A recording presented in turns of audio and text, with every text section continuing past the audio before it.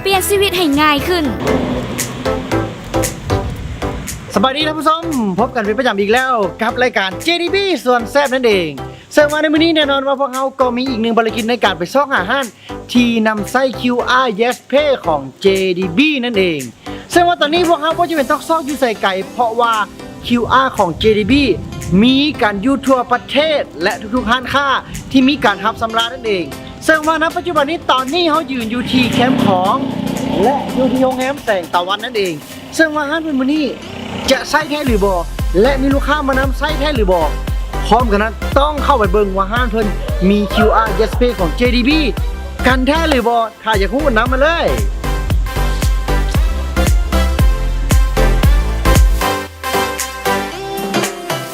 เจ้าท่านผู้ชมและตอนนี้หนุ่มแบ้ก็อยู่ที่ชั้น5ของโรงแรมแสงตะวันนายเนาะสบายดีอ้ายสบายดีตอนนี้ให้ทางอ้ายเพิ่นแนะนำตัวก่อนอ้ายแนะนำตัวได้เลยเจ้าสบายดีเนาะเขาชื่อปอนเนาะมันเป็นผู้จัดการอยู่โรงแรมแสงตะวันเจ้าไอ้พรหมดเลยไอ้ปอนไอ้ปอนเจ้าไอ้ปอนเป็นผู้จัดการหรือว่าต่างหน้าให้โรงแรมแสงตะวันมื้อนี้ให้มาร่วมสัมภาษณ์กับรายการของ JDB ส่วนแซ่บของพวกเราน้อยเนาะถือว่ามื้อนี้เฮา2คนเป็นคนชั้นสูงมื้อนี้เพราะว่าเขาพากันมาสัมภาษณ์อยู่ถึงชั้น5เลยถือว่าแถบนี้ก็ถือว่าเกือบจะว่าสูงสุดเลยน้อยเนาะถือว่าในมื้อนี้เฮามาเยี่ยมยามก็คือภารกิจเฮามาซอกหาห้านที่มี QR ทุกบอนทุกสถานที่บอนใดที่มี QR ของ JDB หรือมีเครื่อง EDC เฮาจะไปหาทุกบอนเนื่องจากนั้นโรงแรมเขาก็มีไว้มีอย่างแน่นึงมี QR Yes Pay และอีกอันนึงคือ EDC เครื่อง EDC ท่านผู้ชมรู้หรือบอกว่าตอนนี้ธนาคารพัฒนาของพวกเรามี QR ทั่วประเทศกันแล้วรวมถึงสั้น5ตอนนี้อยู่จุดสูงสุดของแงมนี่ก็ว่าได้เนาะไอ้เนาะก็คือว่าแหละเขาไปซอกหา QR ห้านใดเขาก็ได้กินอาหารห้านนั้นแต่รายการเขาเป็นรายการอาหารได้รายการเขาชิกินเด้อเซิร์ฟโอเคเนี่ยเนาะมื้อนี้ไอ้บอกเลยบอกว่ามื้อนี้ห้านเขาต้อนรับรายการ JDB มานี่มีอย่างในมื้อนี้หลากหลายอาหารเนาะนี่คือเป็นลาบเป็ดลาบเป็ดโอเคอันนี้คือสลัดเย็นมันคือบ่น้ำก้อนที่อ่านสลัดเย็นนี่เซ่ละเซ่ไว้แล้วก็ต้มยำต้มปลาน้ำของแล้วก็ปอเปี๊ยะไก่แล้วนี่มันข้าวผัดทะเลรวมรวมทุกอย่างเลยเนาะแล้วแน่นอนว่าจังไรเขาจะมาซิมกัน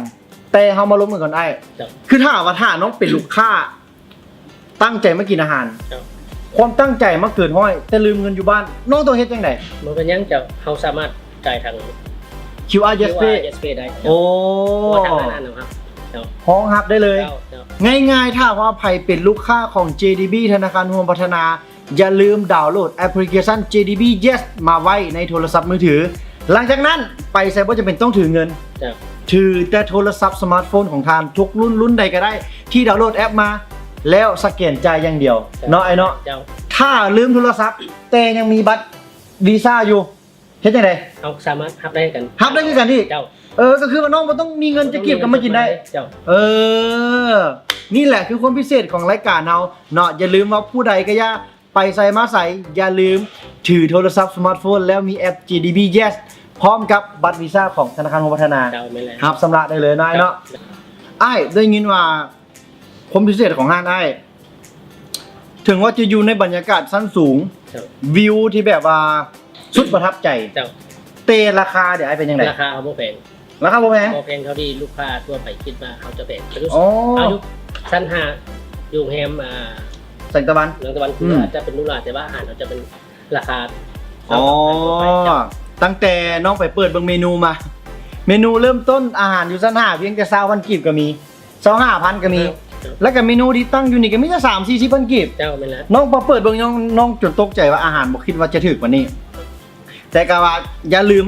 นำไส้QR ของ Yes Pay นำน้อยเนาะแล้ววันนี้อีกจุดพิเศษหนึ่งท่านผู้ชมอย่าลืมว่า QR Yes Pay ไผ่ที่สำละ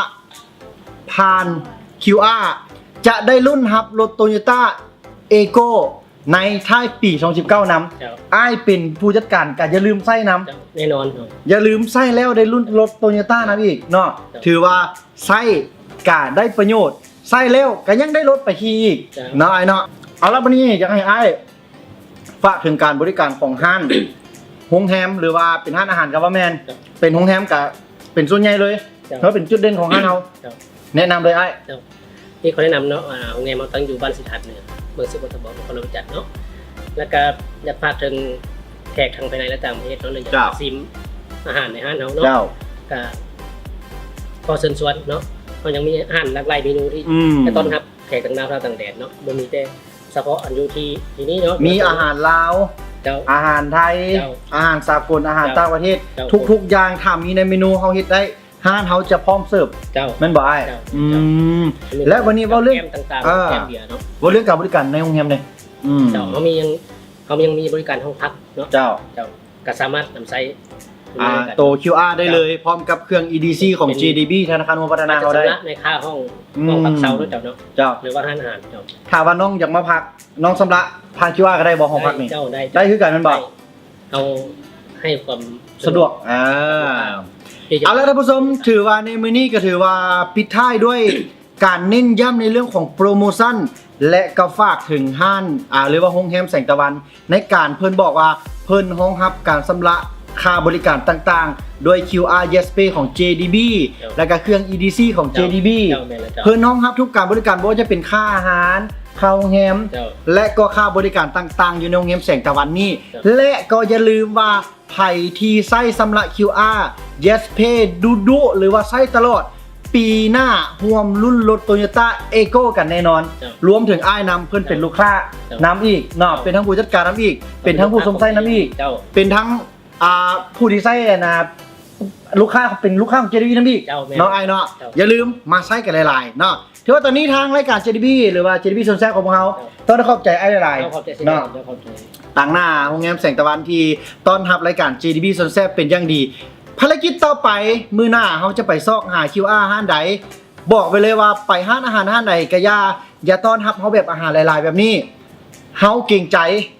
ถ้าบ่ซั่นย่านเฮาเกรงใจก็เสิร์ฟมาโลดเนาะพวกเฮาพร้อมต้อนรับอย่างเต็มที่เนาะอ้ายเนาะโอเคขอบใจหลายและก็อย่าลืมหันมาใช้ QR Yes Pay กันหลายๆเด้อสำหรับวันนี้ขอลาไปก่อนสบายดี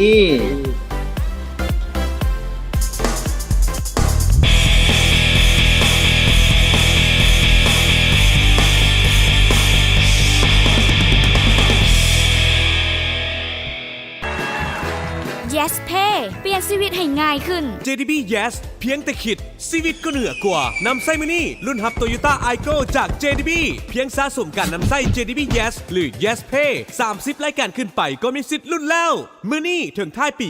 2019 ข้อมูลเพิ่มเติมโทรที่1499ธนาคารร่วมพัฒนาเติบใหญ่ไปพร้อมกัน